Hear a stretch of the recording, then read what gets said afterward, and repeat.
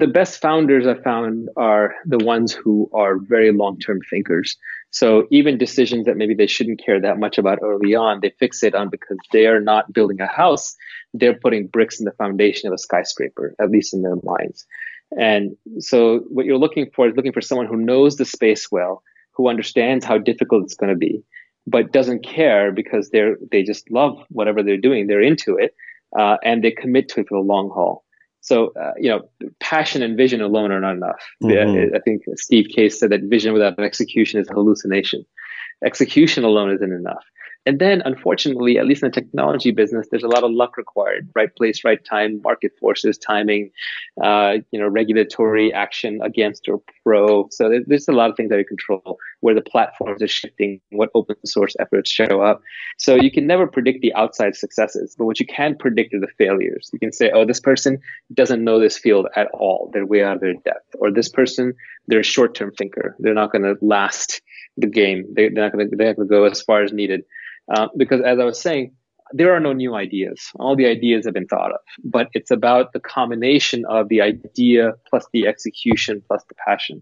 Like Steve Jobs was a visionary and a great designer, not because he came with the idea to build a smartphone. Many people had tried to build a smartphone, but it's because he had a very high bar for the design. He understood the manufacturing tolerances and what the technology was capable and what it wasn't.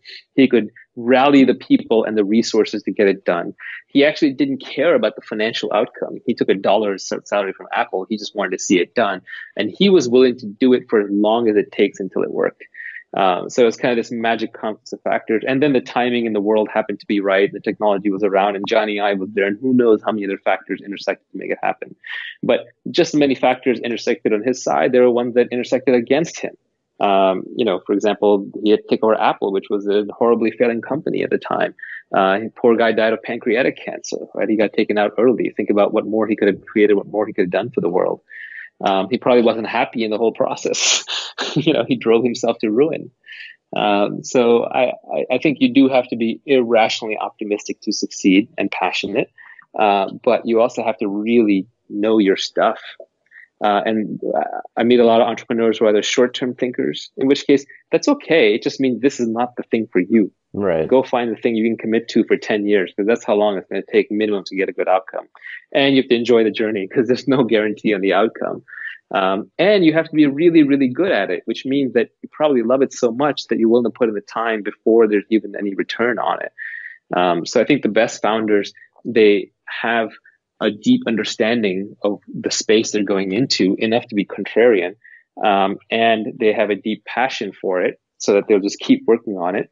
And they have execution skills. They just get things done. They solve problems. They're capable.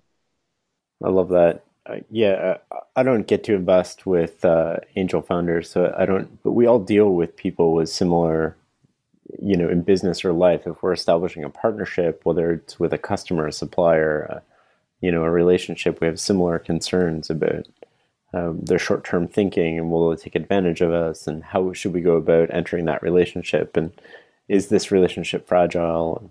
I think that's a good way to think about it.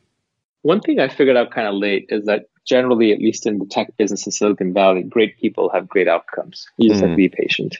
Every person that I met at the beginning of my career 20 years ago, where I looked at it and said, wow, that guy or that gal is super capable. They're so smart and dedicated and blah, blah, blah. Now we'll just be friends or hang out or whatever. And kind of forgot about them. All of them, almost without exception, became extremely successful. You just had to give them a long enough time scale. It never happens in the time scale you want or they want, but it does happen.